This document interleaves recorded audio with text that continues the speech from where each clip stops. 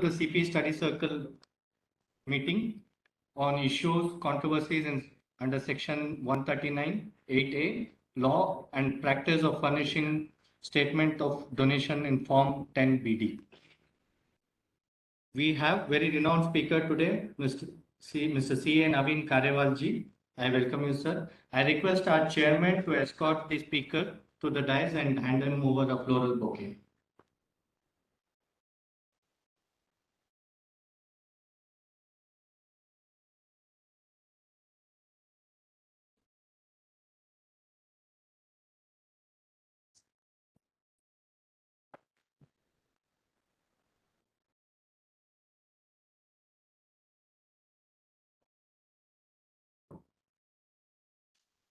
Thank you.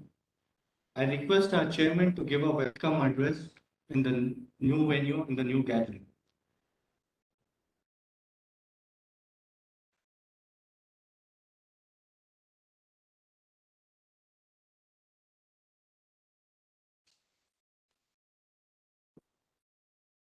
Thank you, Pramod. Renowned speaker Naveen Khariwal sir, members present physically and virtually, I welcome you all for the today's program Issues and Controversies in 139A and Law and Practice of Furnishing Statement of Donations in Form 10BD and B. I am very happy today because this is the first CP program after me taking over as chairman conducting in South. Thank you, sir. I seek all of your support to conduct continuously these programs in South and make it a grand success. This program is very special because I am also belong to South and I know majority of the members practicing in South and doesn't like to travel up to the branch and attend the program.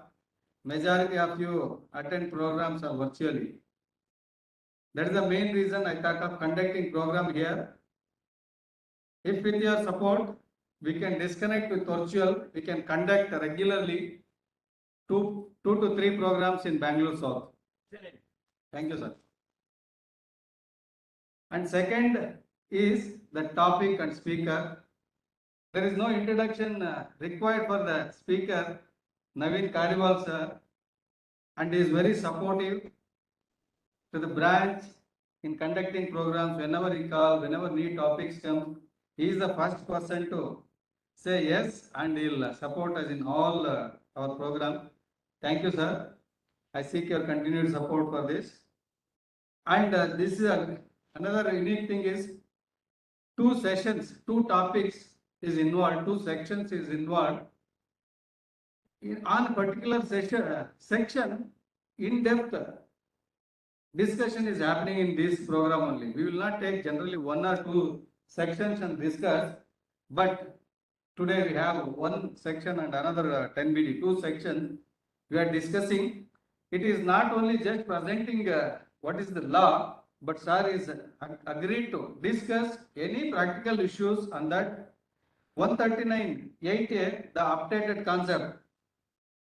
Once it is stopped filing revised return, we used to file for condemnation of delay of filing to claim refund or losses to CBDT New Delhi. Person from Bangalore to going to Delhi and filing a return for revision, it was very difficult. But giving this updated concept of returns is a given very much needed and welcome, but it is comes with a cost also. It's not a as it is like earlier revising without any cost. That's a good move.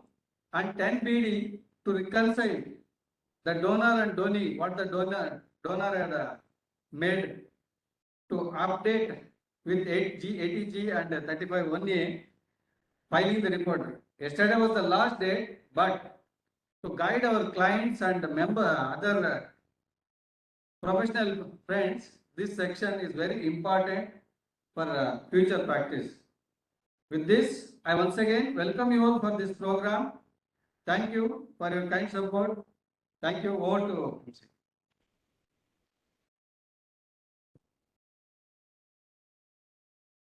Thank you, Chairman. I take the privilege in introducing Mr. CA Naveen Khariwal ji, who was in practice as a chartered accountant, who was in partnership with Mrs. H.C. Kincha and Co. and H.C. Kincha and Associates, who comes from a family of chartered accountants, from grandfather, father, brother. I think everyone in his family are chartered accountants. He's a co-opted member of the Direct Tax Committee of ICI New Delhi for the year 2021, member of Central Taxes, Corporate Law and GST Committee of Federation of Karnataka Chambers of Commerce and Industry, member in Financial Advisory Committee of the Karnataka State Cricket Association, Bangalore, member of Study Circle, study group of the committees of Chamber of Tax Consultants, Mumbai. He was also part of team nominated by Bangalore branch of SIC of ICI to represent before Honorable Justice R.B. Ishwar Committee for Simplification of Taxes. He is also coordinator and moderator of Jignasa, a one-day workshop of scrutiny, survey, and summons search and seizure. He is a coordinator and moderator for one-day seminar on tax audit and ICDAS, including practical problems encountered while filling up the form 3CD, 3CB, and 3CA. He has acted as a moderator at 28 residential refreshers course, the Silent Shore Resort in Mysore, organized by WRC of ICI. He is a speaker at various seminars organized by the various branches of Institute of Chartered Accountants of India. With this brief introduction, I here present to you before Mr. CA Naveen Khariwal ji. Now I would like to hand over the dash to you, sir. Thank you, Pramod, for my kind introduction. Respected Chairman of Bangalore Branch, C.S. Srinivas, Vice Chairman Divya, Treasurer Mr. Manjunath, Secretary Pramod Hegde. It gives me immense pleasure to address the branch at this newest venue and in this beautiful auditorium in Bangalore South. And the topics given to me by the chairman are the latest topics for which yesterday was the due date, as you know, 31st May, for Form 61A, Specified Financial Transaction, Form 10BD, that is the form for updating and filling of the donation details. And yesterday also was the due date for TDS. Now, what we will do is we will go for a micro analysis as well as a micro analysis. Micro and macro both. We will go to the section and then we will try to generate all the issues and controversies, etc. We will not have an immediate answer because these sections are applicable only from this year onwards. And that too, ITRU, that is the return for updated return under 139.8A, is yet to be, is not yet functioning on still, is yet to be, uploaded on the portal actually. Anyhow, return filing is secondary. We will go through the provisions. What about 139.8A? As you know, my dear friends, 139.1 due date, 139.4 belated return due date, 139.5 revised return due date. What is the due date, revised return and belated return? Both are same. Within 3 months from the end of respective assessment year. That is up to 31st of December. For example, for assessment year 22-23, the due date, unless extended for filing a belated return, for filing a revised return is 31st of December. Now, representations went before Finance Minister. Why you need a section like 139.8A? So, representations went before the Finance Minister, respected Madam, for a transfer pricing case, where audit report is required to be filed under 92E of the Act. The due date is 30th of November. You are giving me just 1 month to file belated return and revised return. Original filing of return itself is up to 30th November. I have got just 1 month to file a revised return. In any case, even belated return, I have got 1 month. Come to a tax audit case, you know, up to 30th of September. So again, you are telling you are giving just 3 months, October, November, December. Where is the time for me to file a return? And to revise a return, both belated return, revised return, now it is same. Earlier, you know the law, 1 year from the end of assessment year or before the completion of assessment, whichever is earlier. Earlier was the law for belated return, revised return. Earlier, belated return could not be revised. And there was a Supreme Court judgment, Kumar Jagdish Chandra Sinha of the CA, belated return cannot be revised. No, those time limit and all have been amended, deleted from the statute. You can also revise a belated return, there is absolutely no problem. Whole idea is the time limit for belated return and revised return is only up to 31st of December. Take for example, in all other cases, that is 31st July. So again, how many months you have? Hardly 6 months up to the date of 31st December. So therefore, when representation went before the finance minister, she told, okay, fine, but it will come at a cost. Now what I am going to do? I am going to levy additional tax, additional cess, additional surcharge, additional penalty, etc. And I will give you an opportunity. I will give you two types of opportunity. One is within 12 months from the end of assessment year. Again, one more link, beyond 12 months up to 24 months from the end of assessment year.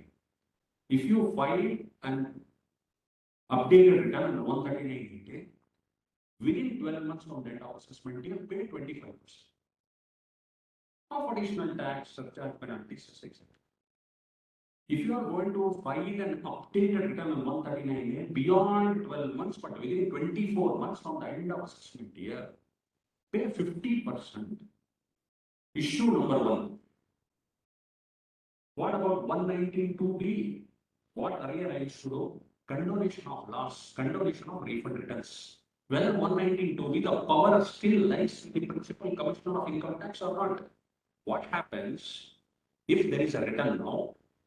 Say there is a refund of 1 lakh rupees. Time limit has passed, 31st December. On the portal, you know, it will not allow you to file a return. What am I supposed to do? I can't file an updated return because updated return cannot result in a refund at all. So I have to necessarily, mandatorily, compulsorily knock the doors of the principal commissioner of income tax by filing a petition under 119(2)(b). 2A, 2B. 2A is for tax, 2B is for refund. So I need to file a petition for getting a refund or for payment of tax. And in my humble opinion, what you do, suppose you have missed the bus, you immediately file a petition under 119(2)(a) before the principal commissioner of income tax, let it lie there in the tapal. File it in the tapal, let it lie there. Suppose there were to be any survey or search, pay the self-assessment tax also under 140A. For 139(8)(a), it is 140B self-assessment tax. So file a petition, let it lie in the tapal. As and when the case comes for hearing, we will see. So that is, for tax payable. But then 119(2)(a) now, what has happened? Post 1422, they say updated return. So they are going to tell we can't accept that wherever there is tax payable, come under updated return. But still, if there is refund, go under 119(2)(b, let the commissioner pass an order. When the order is passed, quote that reference number and date of order, then upload the return. Similarly, for condonation of loss, condonation of reference, that is issue number 1. Issue number 2. Suppose you have paid self-assessment tax, but you have forgotten to file the return. You uploaded the tax audit report. You paid the self-assessment tax. You could not file the return. So now you are telling I will come under updated return 139(8)(a). Sorry, sir, you can't file that return 139(8)(a). You can file. You can't claim that self-assessment tax because of the wording, because of the language, because of the interpretation. No. It says TDS claimed in the return. Self-assessment tax claimed in the return. Advance tax claimed in the return. Relief under 1991 claimed in the return. Return is not filed. I forgot to file the return. I uploaded the tax audit report. I paid the self-assessment tax, but I could not file the return of income. Say, technical glitch in the portal, last date. But the law is telling self-assessment tax, what you can claim in an updated return 139(8)(a), self-assessment tax claimed in the return. Where is the return? I have not claimed. I have not filed the return. Advance tax as per return. So that is issue number 2. I am just taking issue. Then we'll go into the section threadbare. Issue number 3. What happens if 143(2) notice is issued? 143(2) notice is issued. Case is taken up for scrutiny. 6 months from the end of financial year in which return is filed. You not time limit for scrutiny. I have time to file updated return 24 months. In such scenario, can I file updated return? Again, 142(1) notice has come.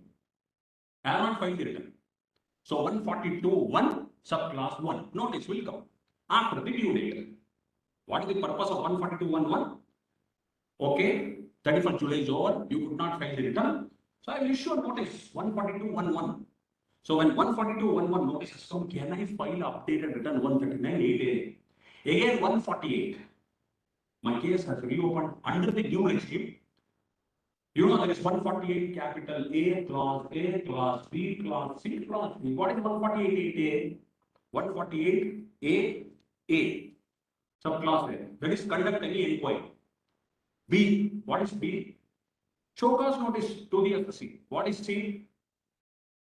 Consider the reply of the assessee. What is D? After considering the reply of the assessee and material available on record, pass an order to decide whether it's a fit case for assessment or not. That is 148(8)(a), B, C, D. It has come into the statute now, applicable from assessment year 22-23 onwards. The beautiful judgment law in GK and Drive Shaft 259 ITR 19 has now become a reality, incorporated in the Income Tax Act in the form of 148 capital A. There is no such section we used to tell in the earlier regime that you have received notice on 148. Fine. So what you have to do? Upload the return under 148. Then you can ask the reasons recorded, reason to believe, etc. Then assessing officer will supply the reasons only once you have filed the return. Then you can file your objections. Then assessing officer will pass an order disposing of the objections, and against it you only had file a writ petition. There was no other. Under law there was no other. I mean, other than writ petition, there was no other idea of in law. Anyway. So that has now become a reality under 148(8)(a). The question therefore linked with updated return. If 148(8)(a)(b) has come, can I file a return under 139(8)(a)? I have come to know, yes, there is income escaping assessment. For example, 2 lakh rupees FD. 2 lakh rupees interest on FD. Yes, I have not shown. I received 148(8)(a), B, etc. It has still not become 148. In the new regime, 148(a)(b)(c)(d) precedes 148. So notice has still not come. Moment 148(a)(b) has come, I have come to know, okay, this fellow has caught me now, and there is some income which has escaped assessment. Why don't I file a return 139(8)(a) so that I am free from 270(a)? What is it? Underreporting of income, misreporting of income, misreporting of 200% of tax to be evaded. Underreporting of income, 50% have to be evaded.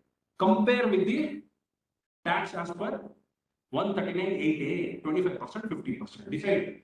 In my humble opinion, before 148, there is 148(8)(a), B, C, D have started, but 148(a) notice has not come. In between, I can decide very well 139(8)(a) and upload it. So that is one more issue. Again, take the case, suppose there is deemed dividend. So Mr. Deepak has received deemed dividend, Mr. Rajgopal has received deemed dividend. 222E, it's taxable. For example, 10 lakhs deemed dividend received by Rajgopal, case is picked up for scrutiny. Therefore, assessing officer made an addition under 222E, etc. He cannot file an updated return now. Whereas Deepak's case, he has 222E. I mean, in this Rajgopal's case, what has happened? Assessment has been taken up. Mr. Rajgopal's case, 10 lakhs dividend was he's received 222. Assessing officer, did not consider that. He has not considered that. And he passed the order. He made some other addition. Let us see, return income is accepted. And he could not catch that point, 222 deemed dividend. Now, in Deepak's case, now Rajgopal cannot file an updated return because assessment is over. Whereas in Deepak's case, he can very well now file an updated return. Case is not come for scrutiny. So here I think there is a discrimination. Rajgopal wants to say, yes, I want to pay tax. I know it may reopen. It may be taken up for other proceedings. 263, there may be a reopening, etc. But he cannot now file a return on 139(8)(a) because assessment is over. Law is telling assessment is over. You can't come under updated return. Whereas Deepak has the choice, deemed dividend, yes, because my case is not taken up for scrutiny. So these are all various issues which we have to discuss while going to the law. It is law as well as practice. So income tax is law as well as practice. I am told that there are more than 150 people online also. Don't worry, we will take all the questions at the end. Even of the 150 people who are online, plus the persons assembled here. Now, why is the concept of updated return? These are all, the finance speech of the finance minister. What is the finance minister telling? India is growing at an accelerated pace.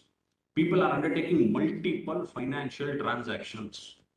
The department also established a robust framework for reporting of taxpayer transactions. Naturally, there may be some omissions, there may be some wrong statement in the return. It may be deliberate, may not be deliberate. In this context, some taxpayers may realize that they have committed omissions or mistakes in correctly estimating their income for tax payment. To provide an opportunity to correct such errors, I am proposing a new provision permitting taxpayer to file an updated return. Updated return, idea U. Updated return, idea U. Simple. On payment of additional tax. It is simple. It comes at a cost. Pay additional tax, interest, penalty, cess, etc. You want to file ITRU, updated return, additional tax, interest, penalty, etc. Time limit. Madam is telling updated return can be filed within 2 years from the end of relevant assessment year. Suppose you are searched today. Suppose you are surveyed today. 133A other than TDS survey. 133A in bracket 2A. Lastly, all the survey cases also, you can't file updated return.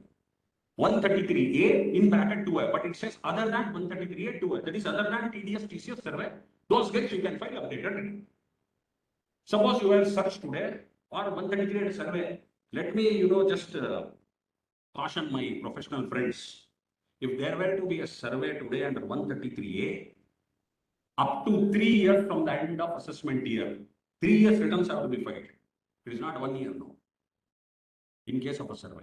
Anyway, up to 3 years from the end of assessment year, beyond 3 years, up to 10 years. Then what? Assessing officer has to have in his possession books of account, documents, evidence. They don't have.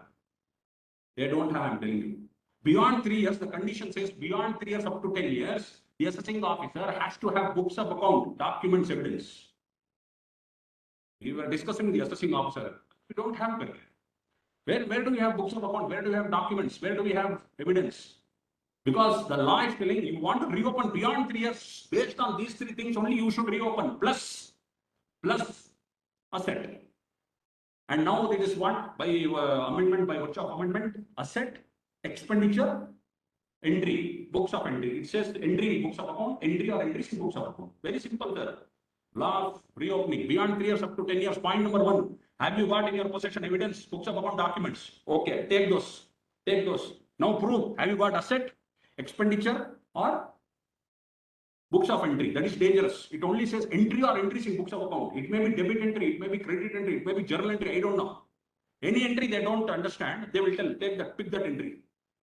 Expenditure in relation to a transaction or event. And then asset. Asset anyway, they have defined 4 types of assets. You know that, land or building, loans and advances. Yes, sir, bank account, etc. Only 4 types of asset. Don't we know land and building is an asset? Why should we define? Don't you know loans and advances is an asset?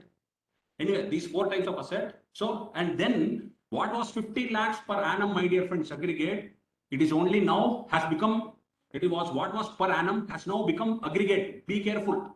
So if they want to reopen today, my dear friends, beyond 3 years up to 10 years, be careful. It is not 50 lakhs per annum. It is in aggregate. So the assessing officer will try his best to reach 50 lakhs.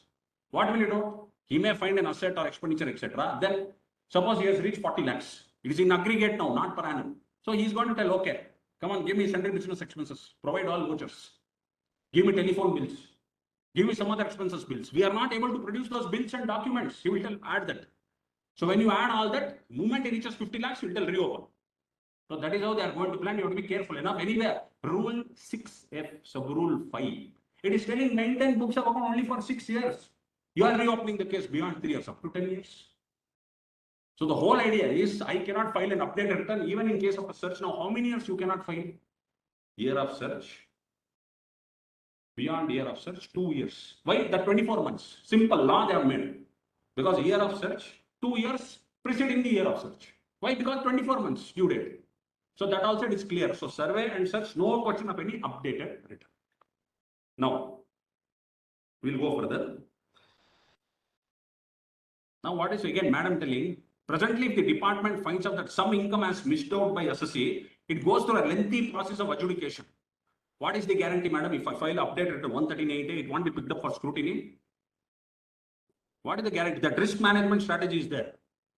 Flagging word is removed, but risk management strategy formulated by board. This will be included now, 139.8A. Immediately, I will file or fine. It may be picked up for scrutiny. But they are telling it goes through a lengthy process, etc. Instead of the proposal, there will be a trust repose in taxpayers that will enable the assessee herself to declare the income that she may have missed out earlier while filing her return. Full details of the proposals are given in finance bill. It is an affirmative step in the direction of voluntary tax compliance. Anyway, so they are discussing this 139, 1, 3 and 4 and 5. The time limit, as I told you, because the time limit is very, very insufficient. Why did they restrict from, sir? Even they did not want to give time up to March. They came up to December. Why is this? Because of the robust framework. You have information, plethora of information online. You know when you are filing return, AIS, PIS, 26 years, so much information is there. And quickly, the computer processes, you would have known, all the small refunds also it has come within 1 day today. Within 1 day, the refunds come. Second day itself, it comes small refunds. And the returns are processed very fast. Now, do this section now, quickly. So this is the background for 139A with all the issues. Now it starts like this, my dear friends. There is a body of the section 139A and 5 provisos. So there is a section and 5 provisos. We will discuss first the section. Any person, whether or not he has furnished a return under 139(1), 4 or 5. Clear? Any person means every damn person on this earth under 2 within bracket 31. It may be an individual, HUF, firm, body of individuals or AOP, whether incorporated or not, company, trust, etc. So any person, whether or not he has furnished a return under subsection 1, 139(1), 4 or 5. So whether or not, if you have furnished a return, you can file updated return. If you have not furnished return under these 3 sections, also you can file updated return. Come down. Any person, whether or not he has furnished a return under 139(1), 4 or 5 for an assessment year, okay, may furnish an updated return of his income. It says return of income, not loss. May furnish return of income or as the income of any other person in respect of which is assessable under this act. It may be clubbing provisions, husband, wife, 64, 6, or children, 64, 4A, etc. Whatever. It may be even legal representative, assessee, etc. For the previous year relevant to such year in prescribed form. Prescribed form is what? You know that. I dare you. Verified in such manner and setting forth such other particulars as may be prescribed. At any time within 24 months, now they are giving the detail, time limit, within 24 months from the end of relevant assessment year. Fine. Very simple, sir, body of the section.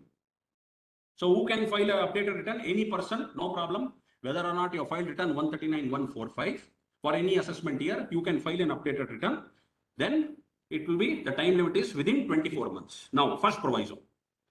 Provided the provisions of the subsection shall not apply. Shall not apply. There is ABC. When? Suppose the return is a loss. If what? Which return? If the updated return is a loss. Next, it has the effect of decreasing the tax liability determined on the basis of the return filed earlier, 139(145). And it results in refund. Which return? The updated return results in refund or increases the refund. Results in refund or increases the refund on the basis of the return filed earlier under 139(145). Very simple. So 3 conditions is telling. Proviso says provisions of this updated return will not apply. If the updated return is a return of loss, not possible, you can't file updated return, if it is a return of loss, or it has the effect of decreasing the tax liability. Already you have, which is determined on the basis of return filed under 145, or it results in a refund. If the updated return cannot result in a refund, or it cannot also increase the refund. So I told you, for increasing the refund, you have to necessarily file a petition under 119(2)(b). You can't come under 139(8)(a). There are 3 limbs here. First proviso. Now, second proviso. What is second proviso?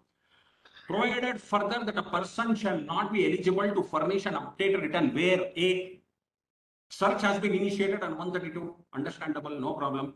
Now all the search provisions 153 ABC have been deleted from the statute. All are merged in the regime of new assessment, that reassessment, new section. All survey, reassessment, everything is only one section now, 148, 148A, 149, 151, etc. So search has been initiated at 132, you can't file updated return. Or books of accounts, documents or assets are requisitioned under 132A. What is 132A? Under other acts, sir, it may be, customs, GST, or, under police, etc. Assets are requisitioned. And based on that assets, the department comes to know that, there is an income which has escaped assessment, etc. So all that assets requisitioned 132A. So search has been initiated on 132 or books of accounts or other documents or any assets are requisitioned 132A. You also cannot file an updated return. Next, a survey has been conducted under section 133A other than subsection 2A. We discussed. So survey done under 133A, please, you cannot file return under updated return 139.8A. Third one, notice has been issued to the effect that money, bullion, jewelry, valuable article or thing seized or requisition under 132 or 132A in the case of any other person belongs to such person, you are erstwhile 153C cases. Then same thing, notice has been issued to the effect that any books of accounts, documents or requisition under 132 or 132A in the case of any other person pertains to or pertain to or any other information contained therein relate to such person, you cannot file updated return. For the assessment year relevant to previous year in which such survey is initiated or survey is conducted, search is initiated or survey is conducted or requisition is made and any assessment year. Now they say any assessment year. So earlier it was what was 2 years that came in the bill. Now when the act was passed, there is an amendment, it says, and any assessment year preceding such assessment year. Now, third provision. So this is very simple, sir. Search 132 or 132A requisition, you can't file updated return. Again, survey 133A other than 2A, I can't file updated return. Again, money, bullion, jewelry, valuable article, thing or books of accounts, documents seized under 132, 132A, where it pertains to or pertain to or relate to any other person, like your old 153C cases, you can't file updated return. Next, third provision. Provided also, no updated return shall be furnished by the person for the relevant assessment year where an updated return has been furnished by him under this subsection for relevant assessment year. Point number 1, can an updated return on 139.8A be revised? Not possible. So they are telling already you filed return 139.8A, stop it. You can't revise that return. Next, any proceeding for assessment or reassessment or recomputation or revision is pending or has been completed. See that. So I gave the example of Rajagopal's case, 143.3 deemed dividend. So their deemed dividend, he had to pay tax. Assessing officer did not make that addition. So what is the section telling? Proceeding for assessment or reassessment or recomputation or revision is pending, either pending or has been completed. If it is completed, no question of filing updated return. Or it is pending. So what is pending? We discussed that 148 only, it starts pending. When it is 148AB till 148, it is not pending. It is not begun at all. It has begun, but it is still not pending. Because once 148 issues, then only that reassessment proceedings will start and it is pending. Let us see. So updated return has been furnished, no question of filing one more updated return. Or any proceeding has begun, that is 143.2 is issued, you can't file. If 142.1 is issued, you can definitely file. Similarly, 148 A, B, C, D is there, but 148 not issued, you can definitely file. Okay. Next, assessing officer has information in respect of such person under 4 acts: Smugglers Foreign Exchange Manipulators Act, Benami Act, Prevention of Money Laundering Act, Black Money Undisclosed Foreign Income and Assets Imposition Act 2015, very, very dangerous provision. See, earlier, in the last reason to believe, etc., in the pre-amended regime, up to 4 years, beyond 4 years, up to 6 years, beyond 6 years. In a case of a resident in India having any foreign asset abroad not declared or any income from foreign asset abroad not declared, up to 16 years cases could be reopened. Now in the new regime, what is it? Only up to 3 years, beyond 3 years, up to 10 years. That 16 years has gone by because that is pushed to Black Money Act now. Department will now catch you under Black Money Act because there it is there. So now here what are they telling? Black money, undisclosed foreign income and assets, prevention of money laundering, Benami Act, smugglers and foreign exchange manipulators.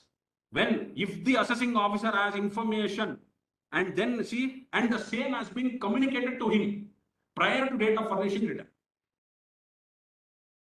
same has been communicated to the assessee prior to the date of furnishing under this subsection. Suppose there is information and assessing officer has not furnished the information, this fellow has declared and filed the return 139.8A. He had information. First point is assessing officer did not have any information, but this fellow declared and finished off.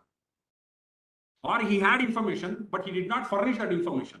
Or he had information, he sent that information, but before that information could be received by the assessee, he has filed updated return declaring the income.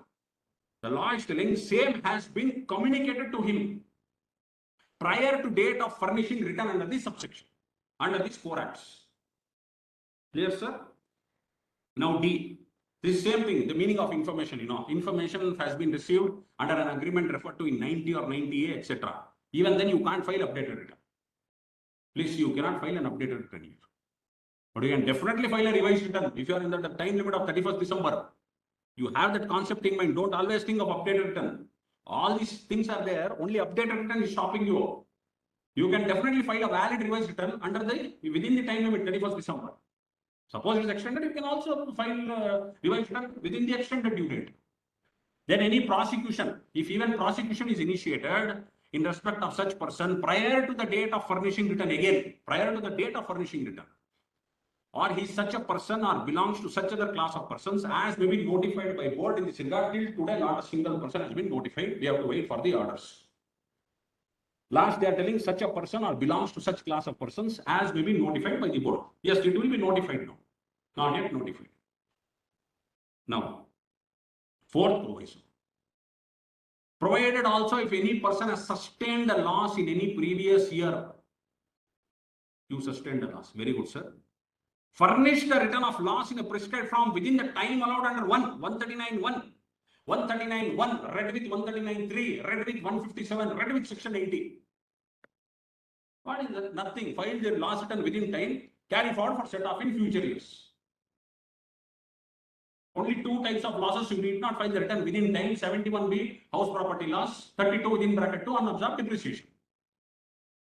Rest all the losses you want to carry forward, please file the return within the due date under 139.1. Read with 139.3. So says 139.3.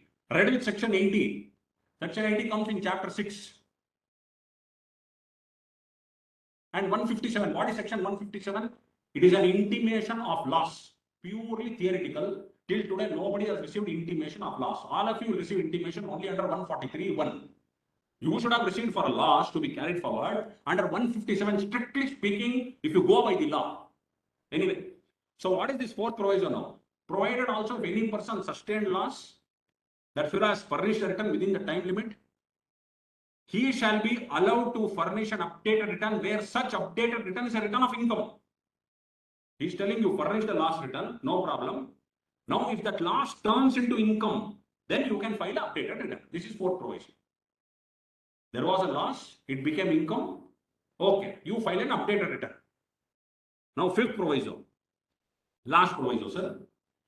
Provided also that if loss or any part thereof carried forward under chapter 6 or unabsorbed depreciation carried forward under 32.2 or tax credit under 115 JAA or under 115 JD is reduced for any subsequent previous year as a result of furnishing of return of income under this subsection for a previous year, an updated return shall be furnished for each such subsequent previous year.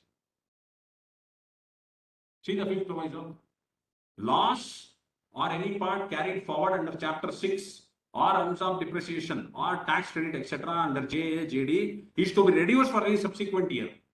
Why? Because the 4th proviso says you filed a return of loss, it became income now.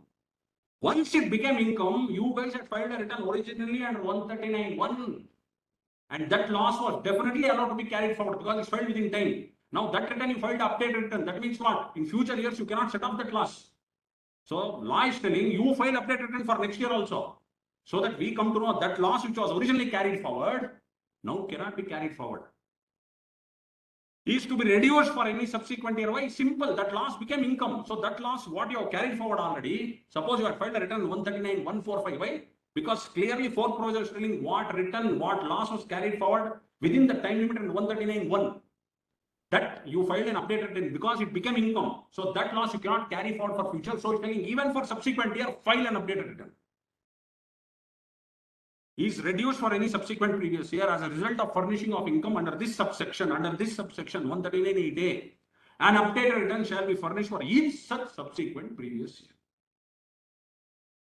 5 provisos finished. Now we will start with the analysis. And we will take views of all the members. So updated return 139(8)(a) form is ITRU. So it will allow you to file a return of income not filed earlier. You have 24 months.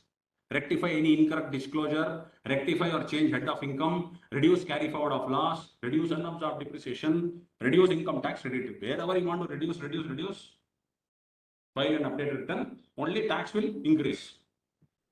Who can submit updated return? Any person can submit an updated return, whether or not he has furnished his original, revised or belated return. Time limit for submission of belated return. Your updated return. You know it is 24 months. Example, for assessment year 22-23, I can file updated return up to 31st of March 25. Again, one more example. For assessment year 2021, updated return can be filed on or before 31st of March 23. So please be careful, my dear friends. I can file today updated return starting from assessment year 2021. So if your case is not selected for scrutiny, and if you feel some income has escaped the eye, come voluntarily and please file an updated return.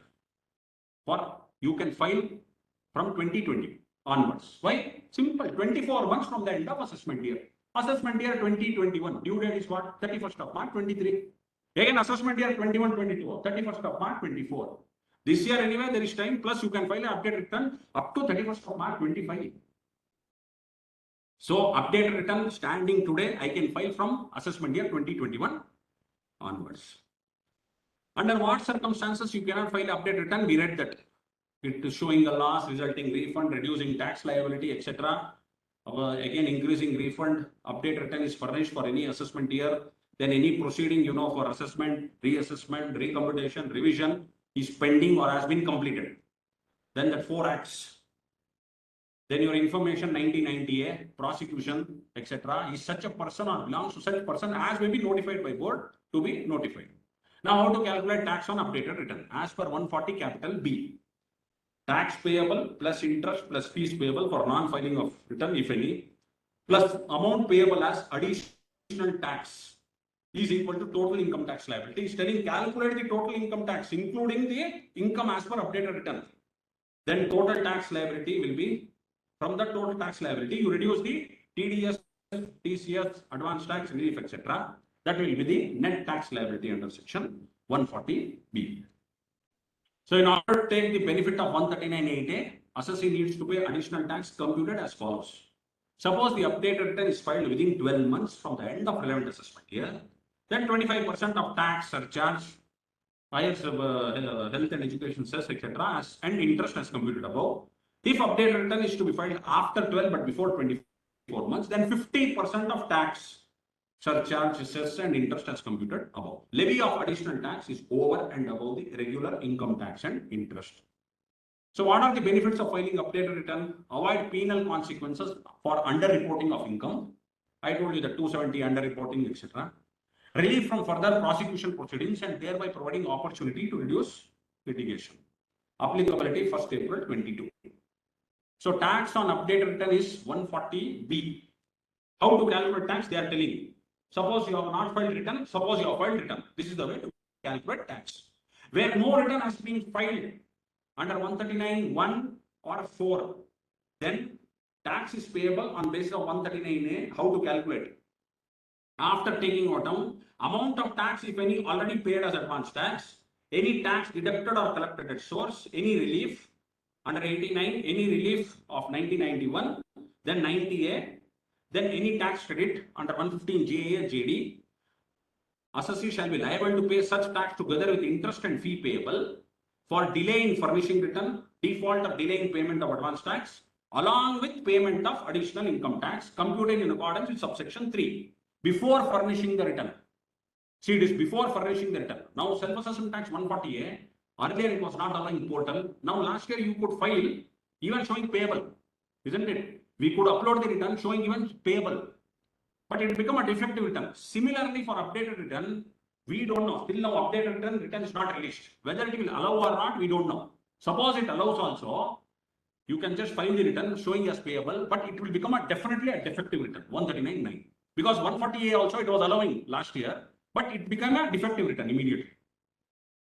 So along with payment of additional income tax computed in accordance subsection 3 before furnishing the return, and return shall be accompanied by proof of payment of such tax, additional income tax, interest and fee. It is telling you can't upload the return without payment of tax. But last year you saw 140A, I could upload even without payment of 140A. Anyway, intimation will come.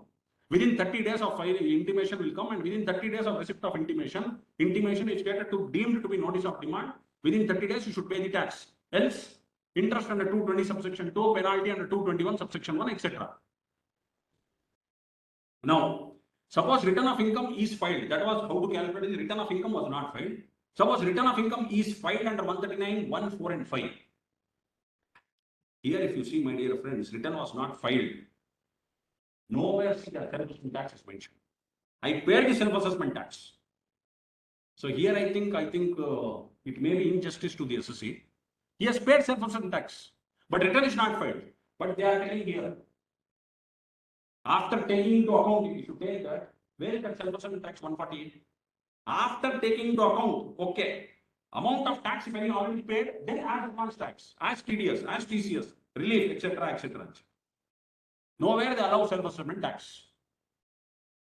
Now come here, return of income is filed. Then he says, after taking into account, now it's telling amount of tax relief under 148. If you have filed the return, suppose you have not, many people would have thought, okay, we have not filed the return, let us pay tax and keep going. But that 139.8 is telling, I will not include that self-assessment tax for the purpose of calculation.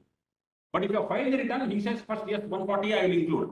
Then credit for which has been taken in earlier return, mark the words of the act. Credit for which has been taken in the earlier return. So return is filed earlier, self-assessment tax anyway you have paid and you have taken credit in the return. So they are telling amount of relief or tax referred to in 148, credit for which has been taken in the earlier return, then TDS, TCS, etc. in accordance with 17B. On any income which is subject to such deduction or collection, which is taken into account in computing total income and which has not been included in earlier return, then relief 1991, 90, etc. as increased by amount of refund. Whatever refund you have received, you have to pay back now, along with interest. The assessee shall be liable to pay tax together with interest payable under any provision. Same thing, default, delay 234A, along with payment of additional income tax as computed in 3, as reduced by amount of interest paid under provisions of act in earlier return. That is 234 ABC, etc.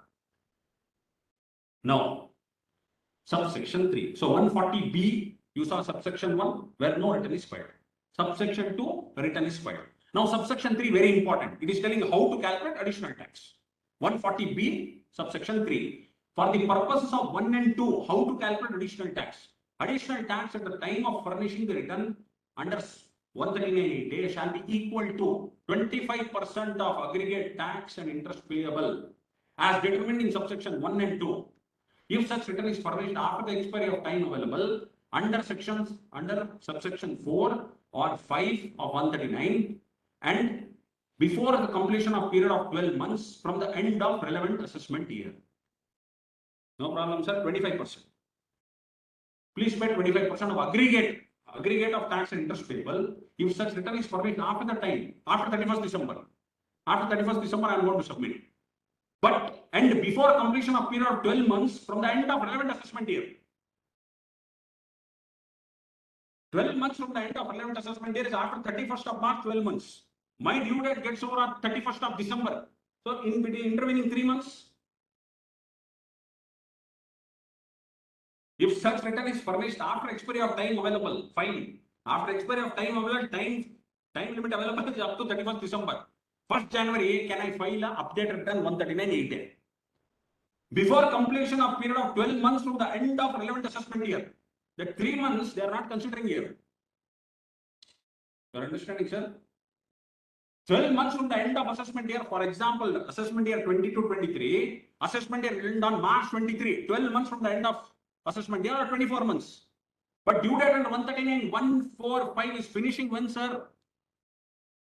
Maximum you take balance return, revised return is finishing in 31st December. What about the 3 months? 1st January, I want to file updated return. I want to pay tax. Yes, sir. What is your opinion? Can I file, not file? Pardon, sir?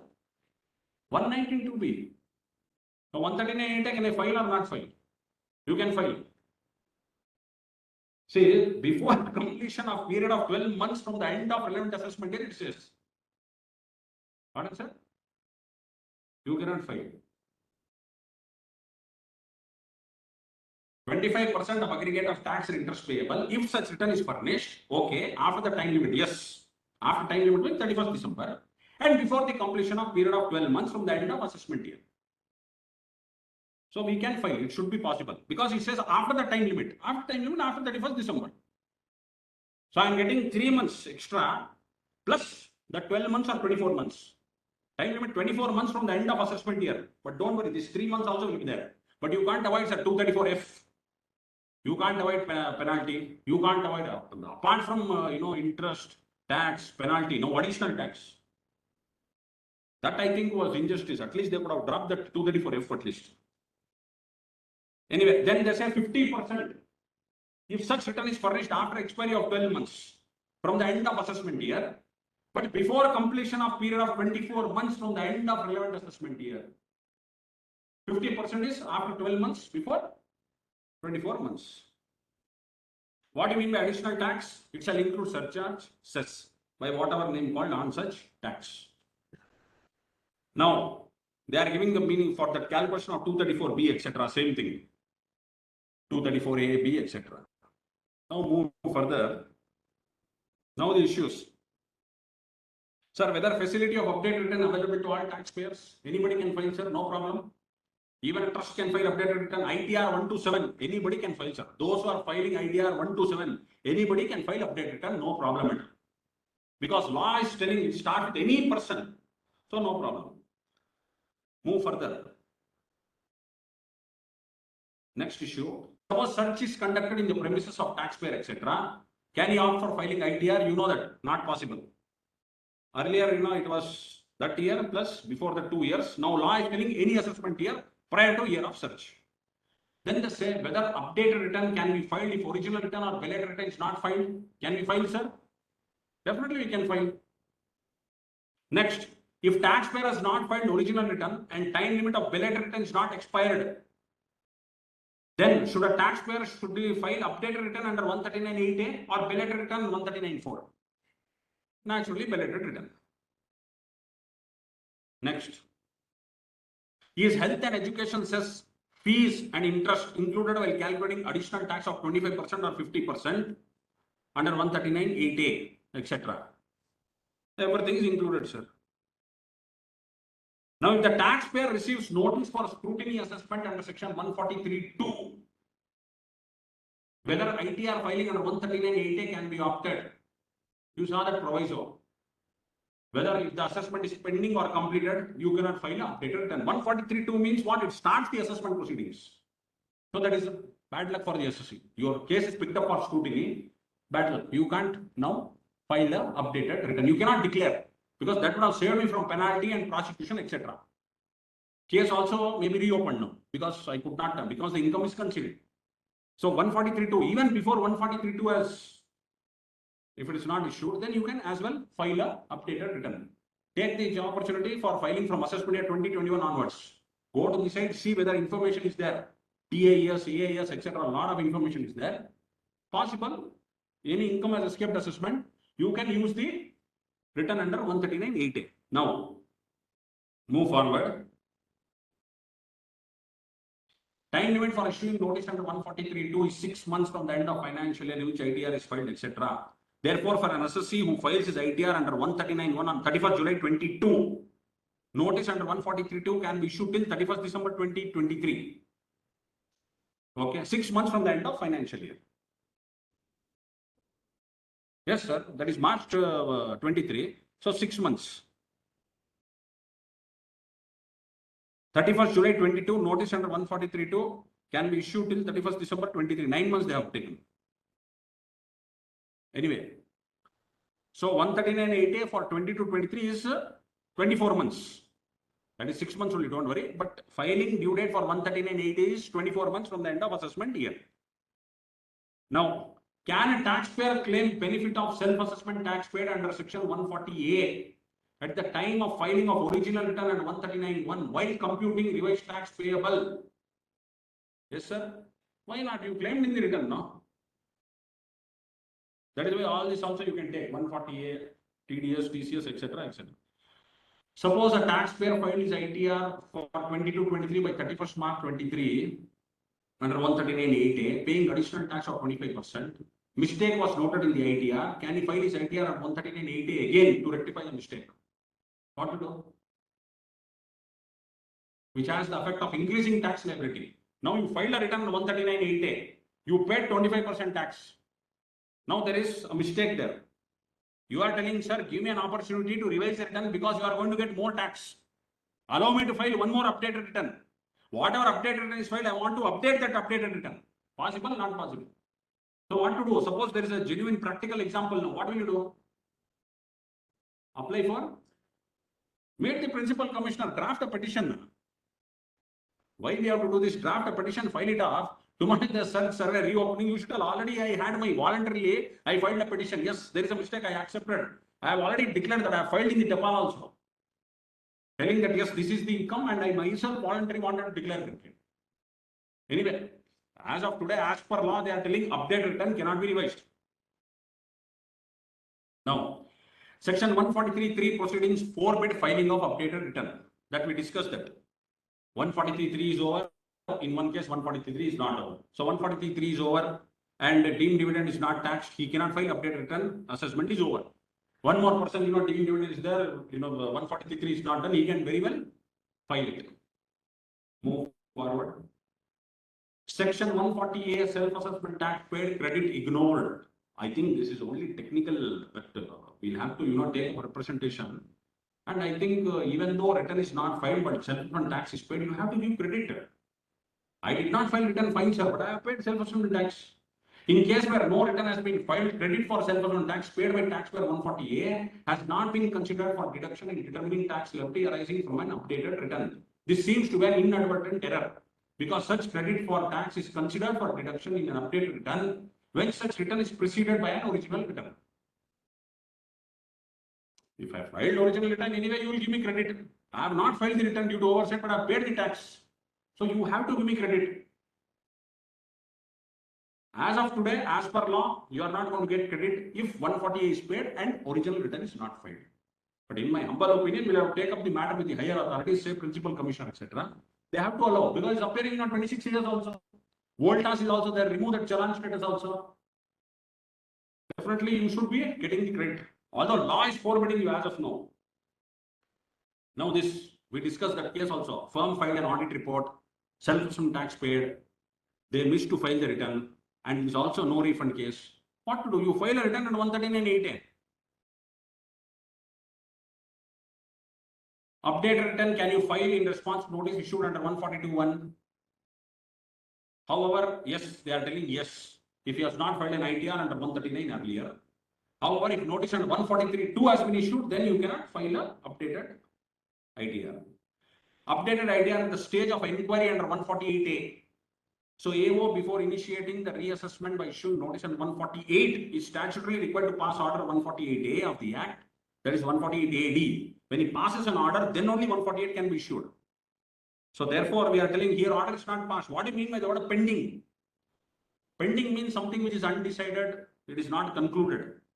So action is considered as pending from the time of commencement of proceedings. Legal proceeding is pending as soon as it is commenced and until it is concluded. The term pending is discussed in 245A of the Act, which says, from the date of issuance of notice referred to in subclass A for any assessment year or assessment year for which a notice under 148 has been issued, etc. 139, 140. Nowhere it says 148A, B, C, D. So therefore, proceedings can be said to have commenced only after issue of notice under 148. In terms of provision of 148 as amended by Finance Act 21, notice under 148 can be issued only after an order is passed under 148A. At the stage of issuing notice under 148A, only preliminary inquiry is being made by AO to satisfy that it's a fit case for issuing notice under 148. One more confusion is there among all members. And different views are there. 148A 8AA, that is conduct any inquiry. If required, the word says conduct any inquiry. If conduct any inquiry, the word says first the assessing officer shall, then conduct any inquiry if required. So none of the assessing officers are doing that inquiry. But why that is there, conduct any inquiry if required, is because of the other three clauses. Suppose there is search, survey, and any documents, books of accounts, money, bullion, jewelry seized, etc. In those cases, you need not do any inquiry, sir. That is deemed information. Conduct any inquiry if required means what? The interpretation of law is, other than these cases, if it is a normal reassessment cases, you have to do inquiry. If required means what? In all your search cases, survey cases, in your 132A cases, 132A, your requisition, etc., you need not do any inquiry. That is deemed information in your possession. But for all other cases, other than these cases, you compulsory must do inquiry. Anyway.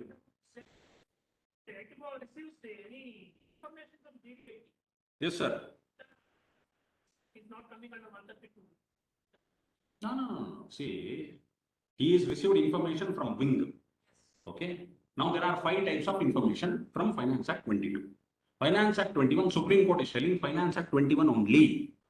Board circular read with Supreme Court judgment, Ashish Agarwal. 2 types of information only. One is what? Flagged. RMS strategy formulated by board. Word flagged is there. Risk management strategy. Second one is what? Audit objection by C&AG of the Government of India. There are only 2 types. So as I rightly pointed out, information is read from the wing. How does it become information? You have to connect with RMS strategy, whether this is RMS strategy now. Correct point, you have to tell them what is you mean by information and react now. Is it search or not, sir? No, it is not a search. Fine. Even if it is a survey, it is not deemed information. Mind you, they have to follow the dictum of 148A, B, C, D. 148A, B, C, D. It is deemed information. But you should and must and compulsorily mandatorily follow 148A, B, C, D. So in this case, what are you telling? Information received from wing based on which my case is reopened. So you have to represent telling that, sir, based on information you have to reopen. What are the 2 types of information? And what information you have given me, under which limb, which clause it is falling there. And again, you have to ask them, give me copy of the report. Ask for copy of the report, whether my name is appearing in the report. I want to file my objections. I want to file my rebuttal. Again, I want to cross-examine those persons. Ask for the right of cross-examination. Anyway. So filing of an update return consequent to reduction in carry forward loss, depreciation on MAT, AMT credit, etc. Fifth proviso to 139.8A. So I've given that example also. I'll be sharing the PPT. You can go through. 2 examples we have given. Now ITRU.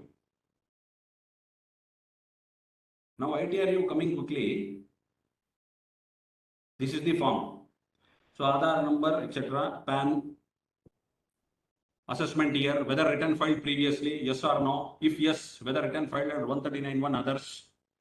Then you have to give, if applicable, enter form filed, acknowledgement number, earlier receipt number, date of filing, original return. Select ITR from drop down, that is ITR 127. Are you eligible for filing an updated return as per conditions laid out in first, second, third proviso? You can choose that first, second, third proviso. Yes or no? Please choose the ITR form for updating your ITR 127 to be selected from drop-down field and as per the details made available by e-filing utility. See instruction. Reasons for updating your income. See, they are giving these reasons in the return. Reasons for updating the income. Return previously not filed. Income not reported correctly. Wrong head of income. Reduction of carry forward loss. Reduction of unabsorbed depreciation. Reduction of tax rate under JBJC. Wrong rate of tax, others, etc. This is there in the return. Are you filing updated return up to 12 months or between 12 to 24 months? Are you filing the updated return to reduce carry forward loss or unabsorbed depreciation, etc.? If yes, please specify the assessment years where carry forward loss or unabsorbed depreciation or tax rate is being affected because of this updated return. Computation of income. Now this is tax payments. Tax payment, first one is only as per updated return. That 140B, self-assessment, tax assessment. Yes, sir.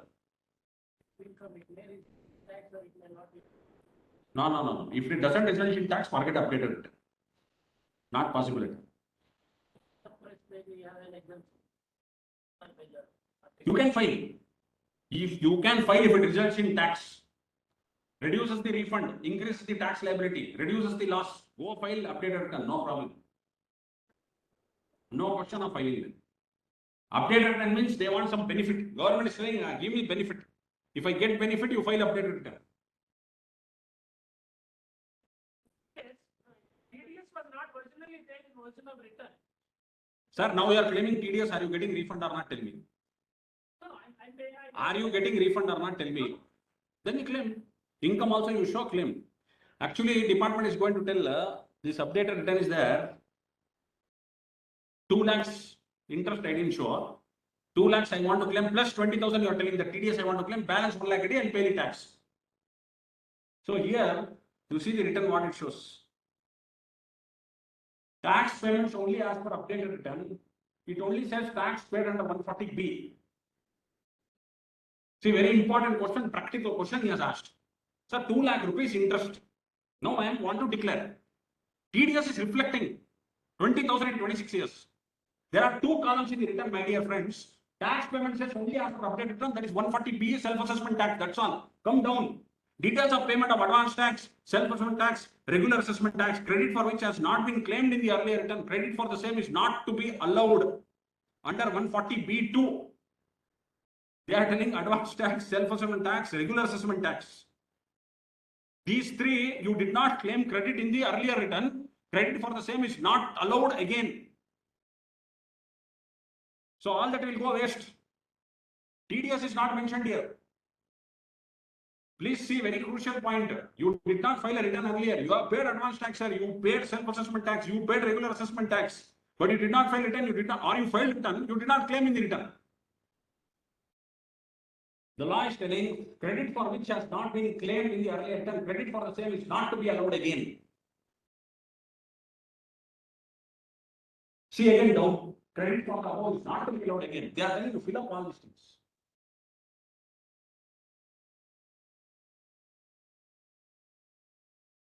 Anyway, once the form comes, we'll come to know. Many of them are thinking, I'll file and rectified return. Karke.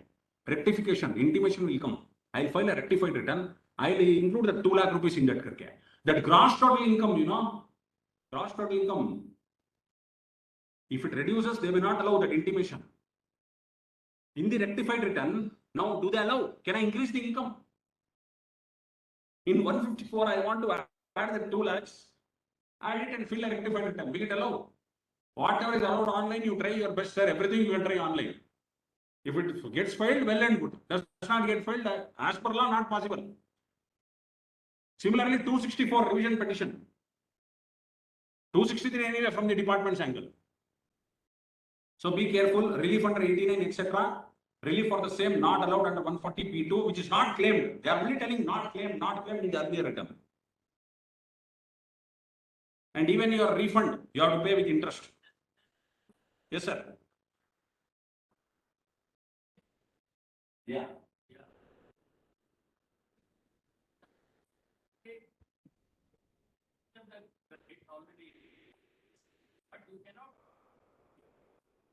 One second. Correct. So details of payment of advance tax, self-assessment tax, regular assessment tax, credit for which has not been claimed in the earlier return, credit for the same is not to be allowed again under section 140B2. So what do you mean by this? Only for calculation of interest you are telling or what? 140B2 not claim A. I have not claimed earlier, sir. Correct. You are telling correct. See, what is telling? What you could not claim earlier. Where is the question of not to claim again now? Credit for which had not been claimed in the earlier return. Correct. Now it's telling credit for the same not to be allowed again. No, that's why I asked you whether it's only for purpose of calculation of interest. 234 ABC. Your opinion is for entire thing. Yes. Because one has already paid the tax. That cannot waste. That we all agree, sir. Yes. Any other opinion, sir? Any other opinion? See, why are they using this return? Details, see, up to there is no problem. Whatever self-assessment tax are paid as per 140B, you fill up. Coming down, advance tax, self-assessment tax, regular assessment tax, details of payment of advance tax, self-assessment tax, regular assessment tax, credit for which has not been claimed in the earlier return. Credit for the same is not to be allowed again under section 140B2, it says. They themselves are telling first, credit for which was not claimed earlier. Let us see 140B2, whether this is only for interest. Meaning to say that interest, whatever I calculated earlier, no, on that portion I will not claim, reduce that, then on that balance portion I have to claim interest. Right from day one, he is telling, even though you filed earlier return also interest, till the date of filing, update return I want to claim. Whether that intervening period when I paid the self-assessment tax or advance tax or PDS, etc., that portion whether I have to reduce on calculation of interest on the return of income as per updated return, whether that benefit I am going to get or not. This is the whole idea. That when the return comes only, sir, when you fill up, you are going to know. Let us see 140B, subsection 2, and then we can move on to the, this donations. Yes, sir, 140B2, where return of income has been furnished and tax is payable on the basis of return to be furnished at 139.8A after taking into account. So tax is clear. It's telling tax to be paid under 139.8A where return is furnished, where after taking into account the following. That is your self-assessment tax deducted at source, etc. And which is taken into account in computing total income which has not been included in earlier return. Amount of relief, credit for which has been taken into earlier return. Any relief 1991 which has not been included in earlier return. Any relief of tax claim 90A referred to in the section which has not been included in earlier return. Any tax claim to be set off which has not been claimed in the earlier return. And now the question therefore is, in the earlier return when I filed, I did not take credit for this. So while calculating tax as per updated return, can I claim now? For calculating tax as on updated return, can I claim now, sir?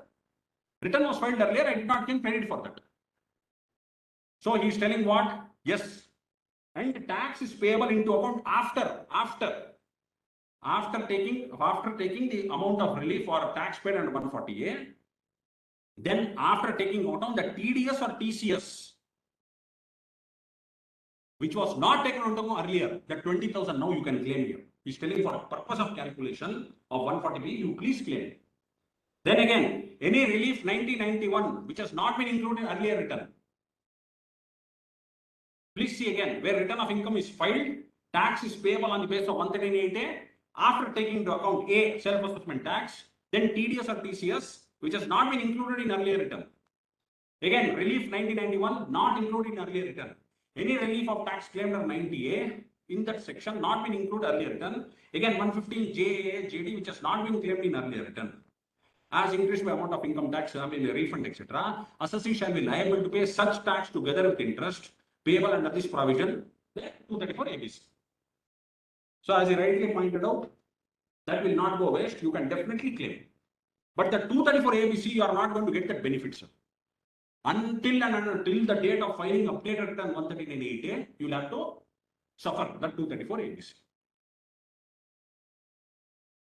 Then the return, how the return is generated, we don't know. When we see this, yes, sir. You are telling you it should start in the original return. That will definitely reduce, sir. Definitely reduce. But out of what? That fresh 234 ABC will be filed up to date of updated return. Now the one more view. This is what is the view. He is telling it should be restricted up to original return. View is coming. You restricted up to original return, he says. Up to 24 months from the end of assessment year, I filed the return the 24th month, sir.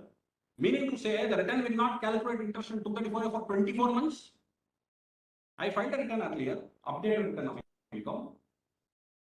That will not be allowed, sir. The 23 months return, they will calculate 234. There, I think that injustice is there. So you have to see that return, how it calculates that. 24 is on the differential tax. Assessed income 234. differential tax. Now one more view has come, 235 on the tax on assessed income, only on differential tax, the view. One more view is coming, tax only on the 234, only on the differential tax. Already I have paid karke. What is your opinion, members? Yes, sir. But beneficial to the associate, no doubt about it. No doubt about it, sir. Only on the additional income. That's what he's telling. What is your opinion? On the additional income. Okay.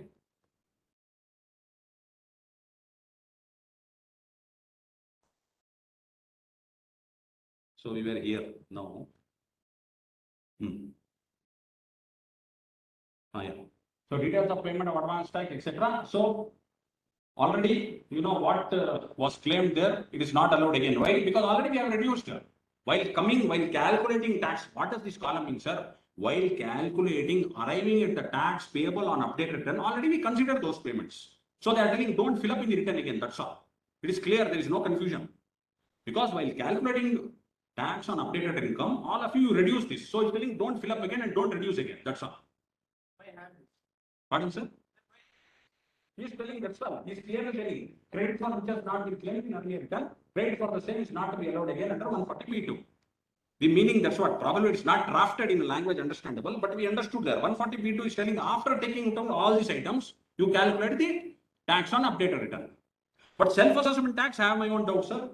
If the return is not filed, you have paid the tax, law is telling what is not claimed in the return, it may not be allowable. But when the return comes, we'll try to fill up and find out. But law is telling it will not be allowed because it did not consider it in the return.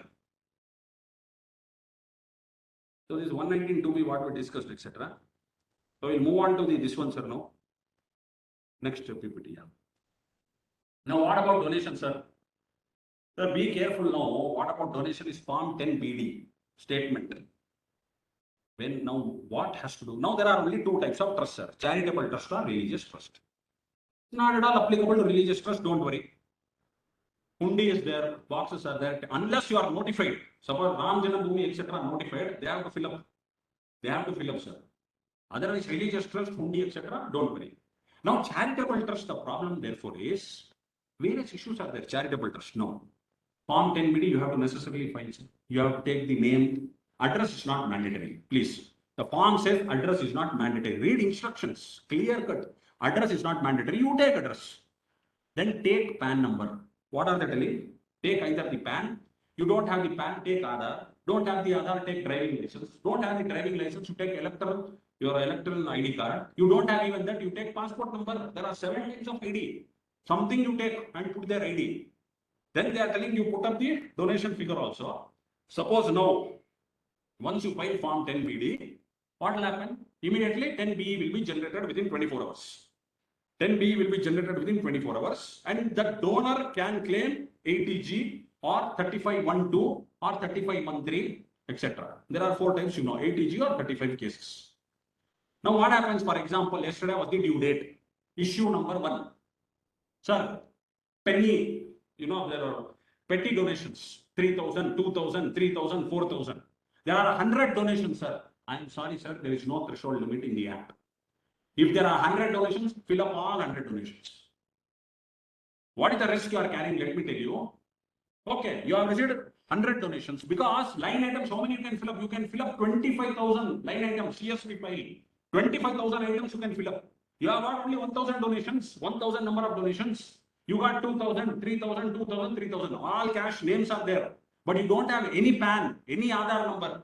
You don't have driving license number, passport number, etc., etc. So now what is to be done? See what happens, mapping may take place in future. You will be filing the return of the trust, where the voluntary contribution, specific grant, corpus, donation, etc. will be mapped with this 10BD and it may result, I am telling you, it may result in anonymous donation. 115 BBC, it may result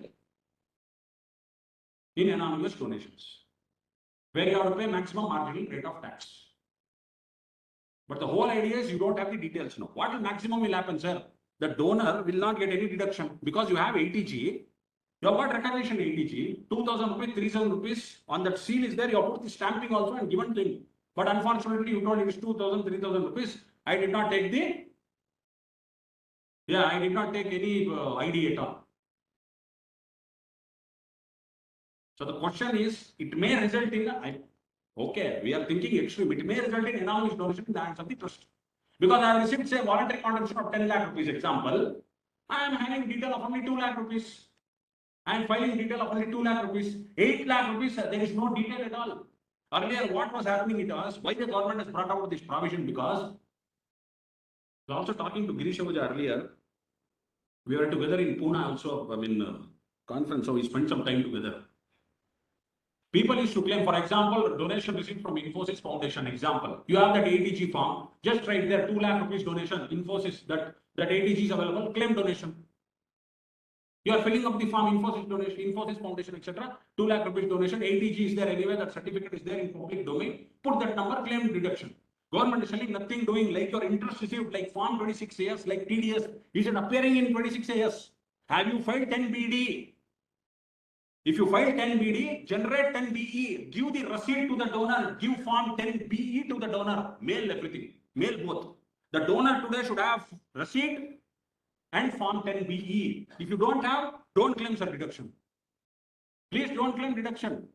Then again, they are going to blame the trust. They are going to come back to the trust now. Sir, now this is the mistake. So therefore, you have to revise the return. How many times can you revise form 10 BD? You can revise once, twice, 3 times, 4 times. Last date of 31st May. You can revise multiple times. How to revise now? For example, there are 100 donations. I filled up only 50 donations. 50 donations. Because other 50 donations I did not have the PAN, etc.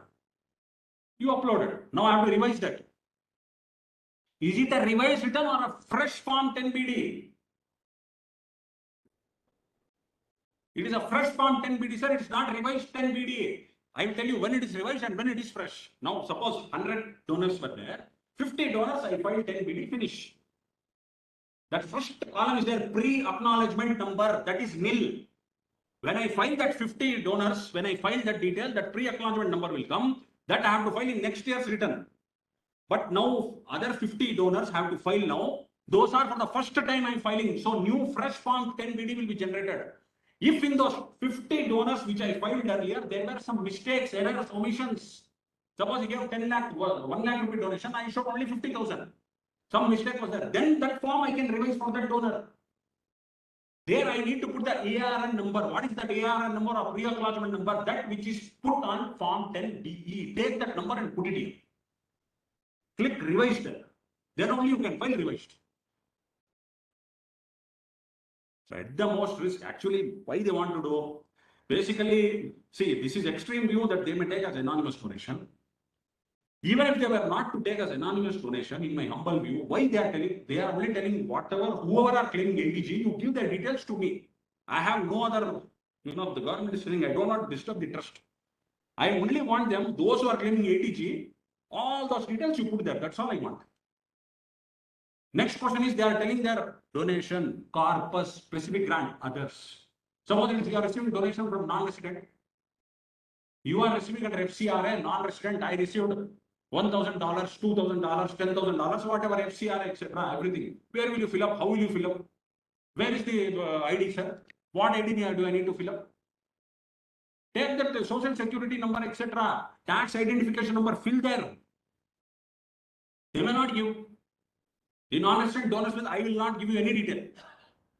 You have issued them the receipt already, sir. 3512, etc., ATG, etc. Non-resident donor, sir, I will not give you any. That is mandatory. The ID, whatever you write, those 7 types of ID, that is mandatory. They will tell, no, I cannot give that.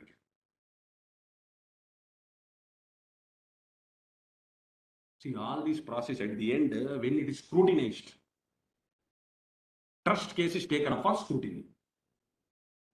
They are going to match all these things. All this information is there in public domain, match everything.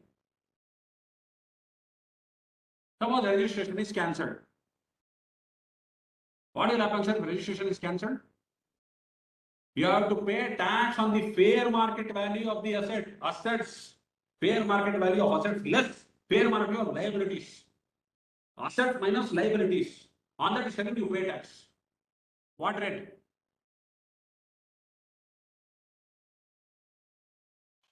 See, if assets are there in the trust, it is there from several years. Some donation they would have got, purchased long back, those properties, etc. Fair market value of those properties. It will run to several crores if the registration is cancelled. So trust you have to be very careful. Anyway, we'll go through the form quickly. Now, yes, sir. Yeah. So 80G5, etc., 35(1)(a), all these details should be furnished on or before 31st May. I think it will be extended. Yesterday date is over. Definitely circular or instruction will come. Definitely it should be extended because it was a new law, etc. in 10BD. Now, reporting person while aggregating the amounts for determining sums received for reporting respect of any person. 4 times you received donation. From Mr. Shana, Trust received 4 times donation. He's telling aggregate everything, then put it there. Take into account all donations of the same nature paid by the person and proportionately attribute the value of donation or aggregated value of all the donations to all the persons, etc. Where no proportion is specified by donors, attribute equally to all donors. Now, 10BD shall be furnished electronically and a digital signature, electronic verification code. No problem. Verified by the person who is authorized to verify, written under 140. Reporting person, yes, 10BE. You have to give, sir, 10BE, you have to generate 10BD once it is filed. Now, Principal Director General of Income Tax Systems or Director General of Income Tax Systems will lay down data structure, standards, procedure of furnishing, verification of 10BD, single or multiple, correction statement for rectification, any mistake to add, delete, update. Why I am telling this very important, who will decide? The Principal Director General of Income Tax Systems or Director General of Income Tax Systems. Then 10BD shall be furnished on or before 31st May. Now, quickly move on. This is the process for filing of Form 10BD. Log into the portal, go to e-file income tax forms, any other sources information, tax exemption relief, click on Form 10BD, select financial year. Form is divided into 3 parts, basic information, details of donation, verification. File form part B details by downloading a template. In each template, maximum 25,000 rows can be added. 10BD can be filed multiple times. Once the data is inserted into CSV file, upload the same on the portal. You can even have a preview of the form. There is no problem. Preview of the form can be viewed. It can be verified online, obviously via digital signature or EBC. Now the details required to file Form 10BD. Your serial number, pre-acknowledgement number, unique identification number, your PAN, Aadhaar, passport, driving license, tax identification number, etc. There are only 4 types of sections, sir. 80G, 35(1)(2), 35(1)(2), 35(1)(3). Donor's ID, date of issue of unique registration number and date of issue. That is your, even if it is provisional registration, don't worry, you will get 80G. Your provisional registration number also, you put that. One more important issue. Suppose 8th of February 22, the trust got provisional registration. The trust has received donation from 1st of April 21 till 8th of February 22. Will you get deduction or not? 80G. Trust has received a provisional registration 8th of February 22. But the trust has been incorporated in April itself, 21. From 1st of April till 8th of February 22, trust has received 10 crores as donation. Will the donors get 80G? The registration applicable from 8th of February 22.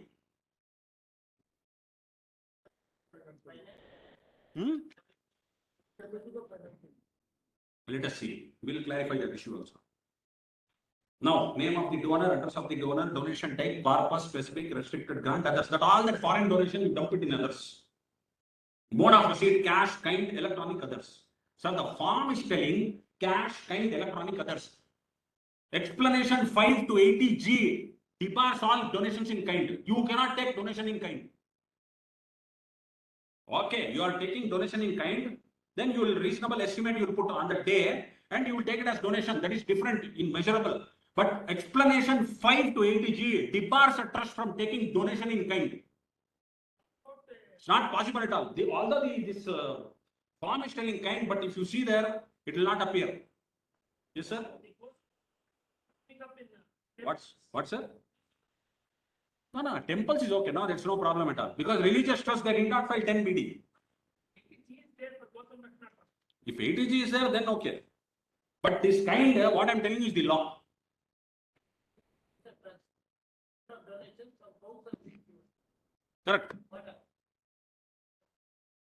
Sir, first of all, if it's a religious trust, you need not worry because you need not fill this form at all, 10BD and 10BE. But if at all it's a notified trust where you are getting 80G, then we'll have to, measurable value. You will have to take a value. You have to take a value for the cow, probably on the fair market value prevailing on the day, and you put it there. But what I'm telling the law is explanation 5 to 80G debars all donation in kind. Now, mode of receipt, cash, kind, electronic, others. More than 2,000 rupees, you can't take donation in cash. What will happen?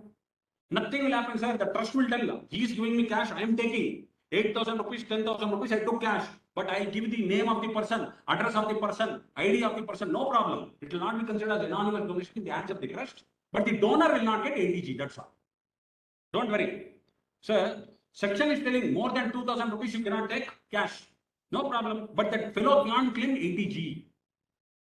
Then, now, yes, sir. Issuance of certificate of donation, okay. Procedure for correction of error, okay. Consequences of non-filing of 10BD.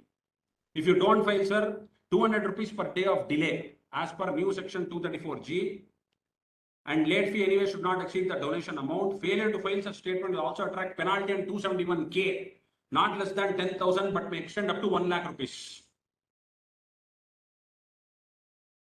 Now, furnishing of form 10BD is relevant from perspective of donor.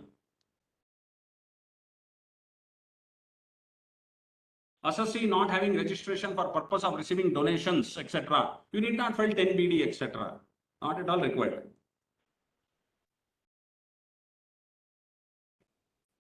No, we'll come to the form. Wait, all those we'll discuss. That 26 years, okay. Responsibility to furnish. Practical issues, yes. Now, donation received in kind. Practical issue number 1. Sir, there is no basis of valuation prescribed in the Income Tax Act. It has to be converted in some monetary value, measured on some reasonable or fair basis. I told you explanation 5 to 80G. It clearly says for removal of doubts, it is hereby declared that no deduction shall be allowed under this section in respect of any donation unless such donation is sum of money. So in the hands of the trust, you reasonable estimate, you put that. I am not telling that, we are not telling that is anonymous donation. I received 2 cows. That fair estimate on that day, I will book that. And I am not telling it's an anonymous donation. I am giving the name of the person, ID of the person, and I am putting that. The trust will be safe. But that fellow can't claim 80G because explanation 5 clearly says no deduction shall be allowed in respect of any donation unless such donation is a sum of money. Small or petty penny donations. Nowhere there is limit, sir. Even 100 rupees, if you are 80G, etc. If they want to claim 80G, the donor, you have to give the details. You have to take any of the ID. So from now on, you have to tell him while issuing the receipt itself, please give your PAN, please give your Aadhaar, please give your driving license number, etc., etc. Foreign currency, you got the donation. Foreign donation in foreign currency will be on the date on which the exchange rate converted at the exchange rate. Yes, sir. Yeah. How will it reflect in? So he's telling if the person gives a DLR number, etc., how will it appear in 26? It may not appear in 26 years, sir. There is something called as AIS, TIS. So there it will appear. Other than 26 years, there is AIS, TIS, etc. Pardon, sir? We don't know. See, now the 10BD, what are they telling? These are all the unique ID numbers. You give all this and we can file, we can upload 10BD. Now, donation received foreign currency, no problem, foreign donor, etc. You have to advise him, request him, take all that social security number, etc. Next, donation received through banking channel. Yes. Digital platform channel, there is no problem. It cannot be anonymous donation. Now, PAN of the donor is not available. They are telling no problem. You go for other identification like passport, driving license, photo, election ID card, ration card number, tax identification number, etc. Everything you will not tell, I don't have. Then they may link with that. Yes, sir. Yes, yes. Yes. Now, what are they telling is for purpose of 80G basically, if you want to claim 80G, I have to upload, I have to fill up 10 BD form. To fill up 10 BD, they are asking some details. So the question therefore they are asking is, suppose Ram, Sham, Krishnappa, Sham, you are just taking donation, 2000, 2000, 2000, 3000, without any, ID number. What is the concept of anonymous donation? Anonymous concept itself is telling, you are not giving me the name of the person, the identity of the person, the proof, the ID of the person. How can I believe that it is not anonymous donation? Because moment they say anonymous donation, I will tax it at maximum marginal rate. Anyway, now no identification number, that is what we are discussing. It may amount to anonymous donation. Because anonymous donation, it says what?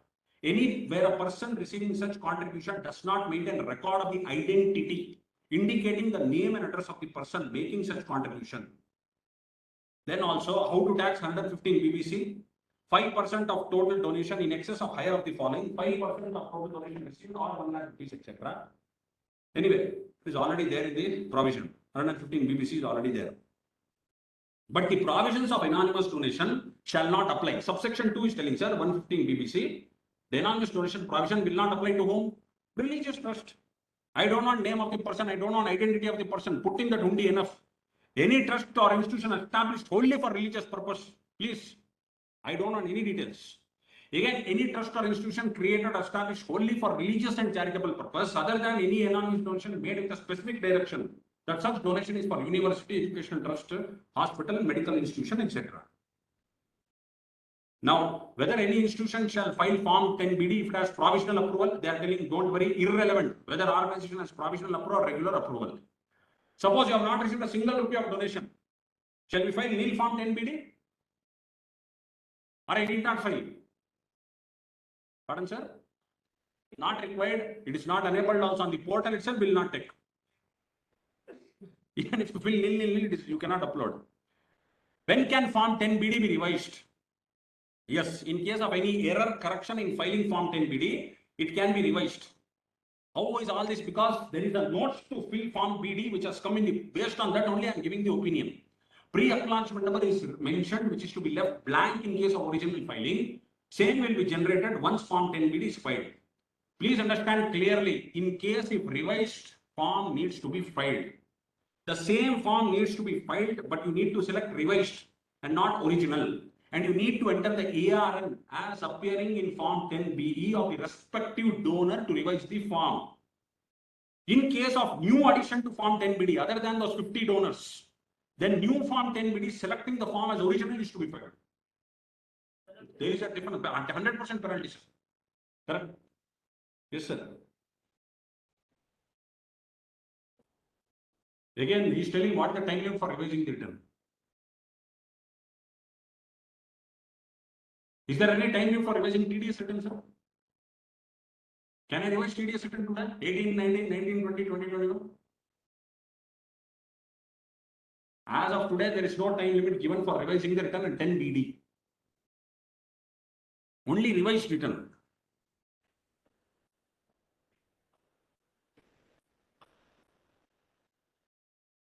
All the forms you have to within May 31st. So please understand what is it telling. One of our members is giving an opinion. Even you can revise the form, no problem. But all the due date is only 31st May. You revise multiple times, you revise, he says. But the due date will be 31st May only. Anyway, that is an opinion, sir. Tomorrow you can try in your office, you try to revise the form. I am sure you will be able to revise the form. But as he rightly pointed out, Mr. Rajgopal rightly pointed out, as we gave an example, 100 donors were there. 50 donors, I filed the original Form 10BD. I am in your year. In that 50 donors, if there is any mistake and if I revise, then that is different, that is revised. Suppose other 50 donors, if I file, then I have to file fresh Form 10BD telling original only, not revised. And when you file original form, as I rightly pointed out, definitely, in my opinion, you have to pay penalty, sir. That fee, 200 rupees, etc., etc. Whatever. Now, very important, sir. Last 5 minutes and we'll close. Donation received prior to registration and the relevant provisions of the Act. Sir, now what has happened? In practice, we are reading the act, we are reading commentary, etc. So much time we are spending on interpretation, etc. I am telling you, similar time has to be spent on the system. I am telling you now, we are reading the act, sir. All of us are reading the act, we are spending time, we are interpreting everything. Ultimately, when I fill up the return, when I fill up the forms, whether that law becomes practice, time you are spending on reading the book, same time you need to spend even on the portal. That is a reality, even more than that. Now, come to this provisional, then we'll stop. So I am telling you, my dear friends, now, same example, 8th of February, registration granted. Donation received even before 8th of February. Can that donor claim 80G now? Please see. You fill up those details. Answer is may not be possible. You may be shocked. Answer I'm giving is may not be possible because the certificate of provisional registration, it is giving like this. I took one provisional certificate. It says date of provisional approval 8th February 22. Please see in the form itself assessment year or years for which the trust or institution is provisionally approved from 8th of February. Tell me no. The form itself is telling from 8th of February to assessment year 24-25. So I don't know. It's provisional registration because we had the doubt. Provisionally registered on 8th of February, donation received from 1st of April 21 or say August 21. But this provisional registration says 8th of February. And again, you please see that column, assessment year or years for which the trust or institution provisionally approved. It is from 8th of February 22.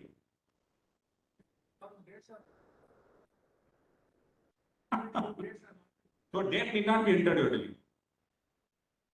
Date of approval? Date of approval you have to enter. No. What he is telling is, for the donation you did not give the date. Aggregate. So smartly now he has spent a lot of time even on the act as well as on the portal. So correct answer is given. So be careful. Why I am telling you, see, this certificate itself says from 8th of February. So as he rightly says, donation they are not asking the date. So I will fill up all the details. Even though it has come 3-4 times. Once 10BD is filed and 10B is generated, why you should bother? Unless the case is taken up for scrutiny and the assessing officer, Yes, pardon sir? We don't know. This is the problem, sir. This is the problem. That's why the word may not be possible. Incomplete information, anyway, you can't, it is not possible to furnish 10BD, etc.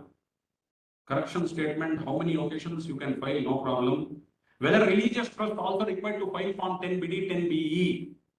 Religious trusts are generally not eligible for approval 80G. These trusts are generally having hundi donations. Provisions of furnishing 10BD may not be applicable. However, where public religious trust is registered under 80G, then donations to such trust qualify for deduction under 80G, and for such trust it is mandatory to furnish form 10BD and issuing form 10BE. This is the form, sir. PAN reporting period. That's all. This is part B, very important. Very simple form. Pre-acknowledgement number, unique identification, ID code, section code, unique registration number, date of issuance, name of the donor, address, donation type, mode of receipt, amount of donation. Notes to accounts are there, nothing to worry. Notes to 10BD.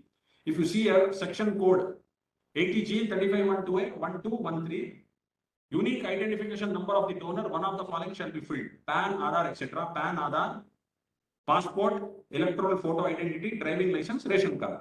7 types are there, sir. Something you have to fill up. Otherwise, form will not get uploaded. This is mandatory column. Something you fill up. 7 times also you don't have. Government has given opportunity. They are telling take passport number, take voter ID, take driving license, take ration card, etc. Then in donation type, either corpus, specific grant, others. In others, you know that foreign grant, etc. Mode of receipt, cash, kind. That kind I told you, the section debars, explanation 5 to 80G. But form is telling you that notes telling cash, kind, electronic modes, others.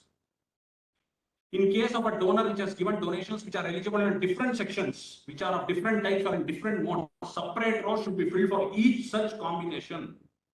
Instructions, etc. This is all the instructions. Annexure 1, Annexure 2, 3, 4. Form 10BE. This is the 10BE, sir.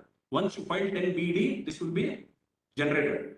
PAN of the reporting person, name, address, unique registration number, date of issue of unique registration number, then unique identification number. It may be anything. As I rightly pointed out, how will we know? Suppose it's giving driving license number. It will come in others, sir. Name of the donor, address, financial year in which such donation was received. See there, financial year in which such donation is received. Type of donation, corpus, etc. The date is nowhere.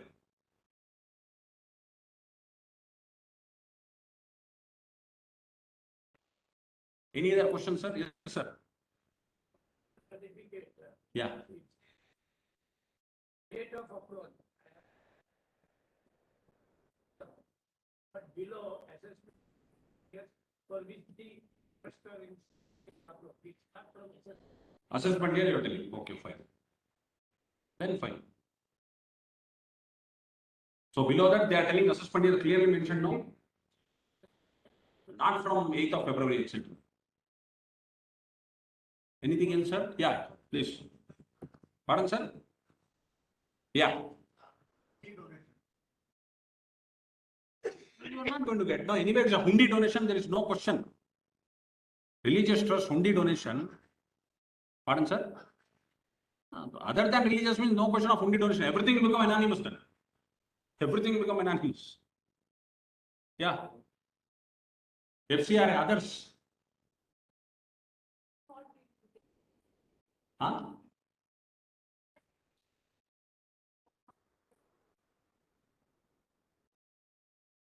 Okay, correct. No, what we have to do is, pardon?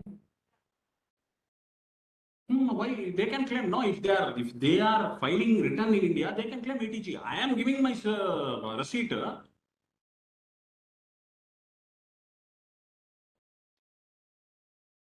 Okay. See, to the extent of me coming out of the vigors of anonymous donation, I will just take tax identification number of those guys, take social security number or tax identification number, etc. I will fill up. But I am outside the rigors of anonymous donation. Yeah. No, there is no confusion. FCRA provisions you have to fulfill, and please take the ID number. Yes, and fill up those details so that at least I am out of the rigors of yes. Because foreign donation all the more dangerous still. Any other doubts, sir? 113 in India or one form 10 BD? Yes, sir. Yeah.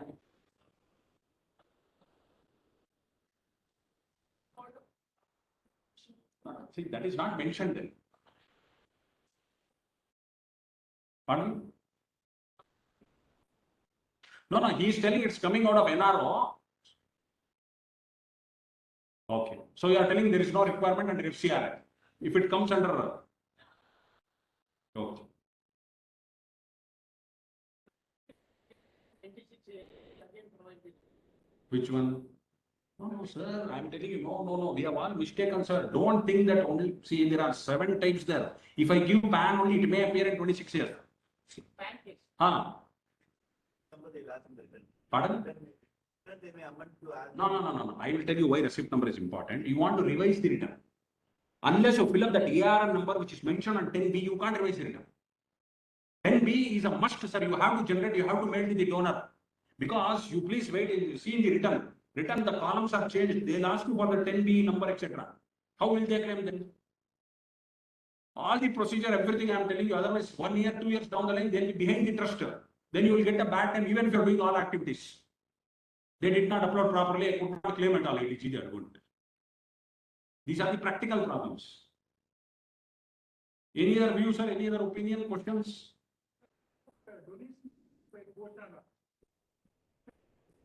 I agree, sir. 100 members, 2,000, they give. Where cows, etc. are maintained, it's a charitable trust, 2,000 rupees. So always the risk is there of anonymous donation. Pardon, sir?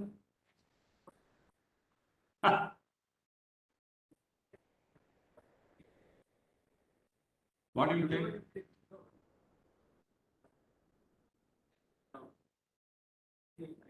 No. See, sir, what is he telling our senior chartered accountant? 200 donations they received. Each day 3,000, 2,000, 2,000.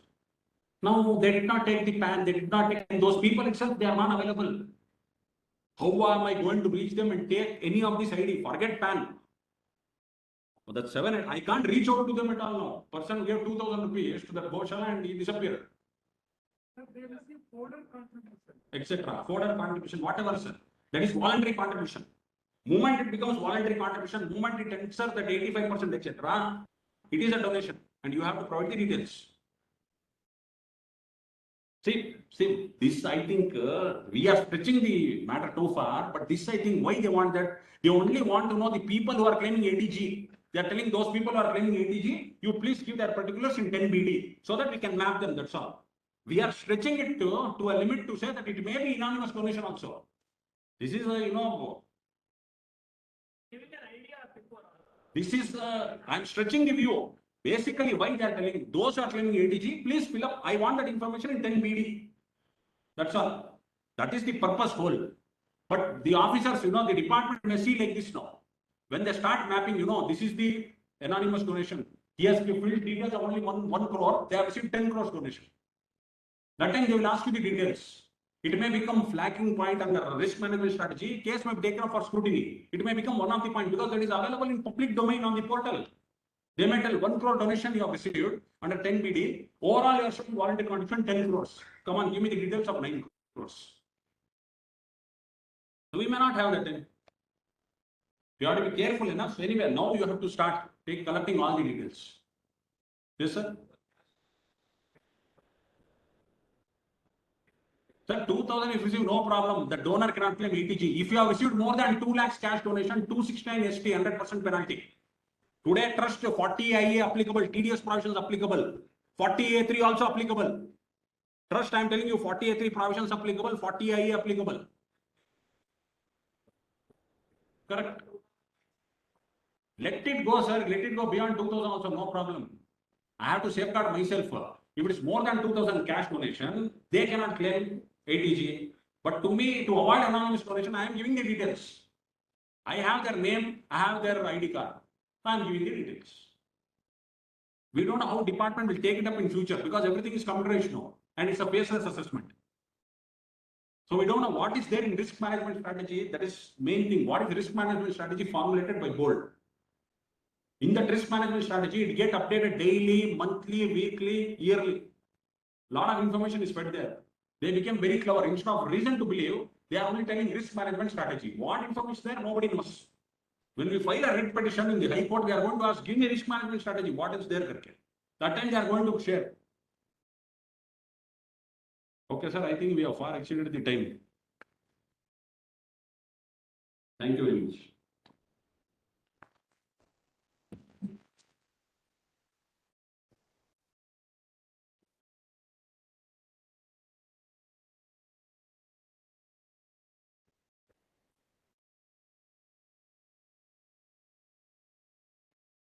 Request members to just wait for a few minutes.